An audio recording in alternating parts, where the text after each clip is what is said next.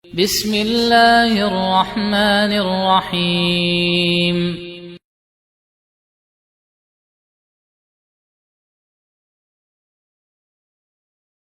Kita masuk pembahasan yang ketiga. Apa kategori gambar bernyawa?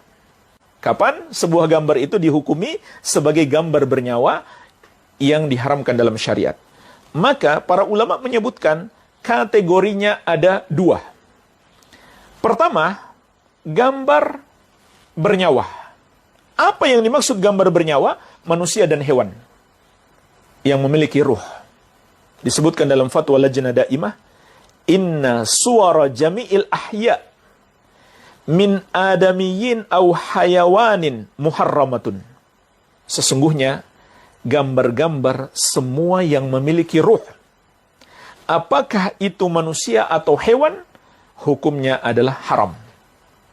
Ini kategori yang pertama, yang memiliki ruh, memiliki nyawa, yaitu manusia dan hewan. Kalau begitu, matahari, bulan dan bintang, pepohonan, batu-batuan, atau benda-benda yang kita buat seperti mobil, pesawat, maka itu tidak termasuk dalam kategori gambar bernyawa. Baik, ini kategori yang pertama. Kategori yang kedua, memiliki kepala. Jadi, kalau memiliki kepala, walaupun tidak ada badan, maka dihukumi gambar bernyawa.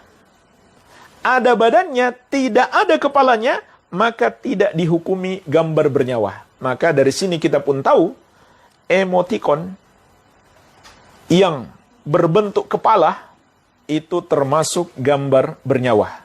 Berdasarkan hadis yang diriwayatkan Imam Al-Baihaqi, dari sahabat yang mulia Ibnu Abbas radhiyallahu ta'ala anhuma, as-suratu ra'su.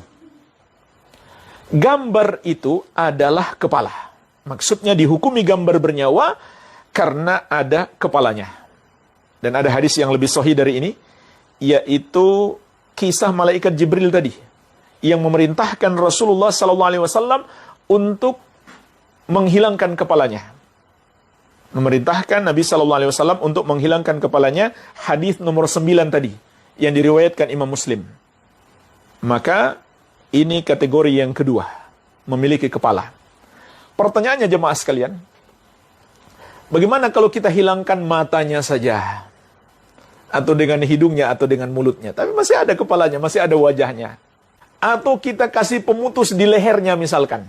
Jadi nggak nyambung leher dengan kepala. Maka jemaah sekalian, jika bentuk kepalanya tidak sempurna, ya, nggak ada matanya misalkan, nggak ada hidungnya, atau kita putus lehernya, maka ada perbedaan pendapat ulama. Syekh Muhammad bin Shalih Al-Utsaimin rahimahullah termasuk yang membolehkan kalau dihilangkan matanya, hidungnya, mulutnya. Ini pendapat yang pertama. Pendapat yang kedua, harus dihilangkan seluruh kepalanya, dicopot semuanya. Ini pendapat Syekh Ibnu Baz rahimahullah. Ya. Beliau mengatakan dalam fatwa beliau, ketika ditanya tentang gambar bernyawa yang diputus lehernya, kata beliau, ma yakfi, belum cukup.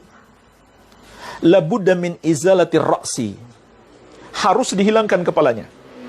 Al-khattu ma yakfi, sebuah garis untuk memutus lehernya, itu belum cukup. Labudda an yuzala ra'su kulluhu, kata beliau, harus dihilangkan kepala semuanya. Jadi pendapat pertama membolehkan dihilangkan bentuk kepalanya, tapi masih ada kepala. Pendapat yang kedua, harus dihilangkan kepala semuanya. Pendapat yang lebih hati-hati jemaah sekalian dan lebih tepat adalah pendapat yang kedua. Kenapa? Itu lebih sesuai dengan hadis. Rasulullah SAW mengatakan, as-suratu ra'su.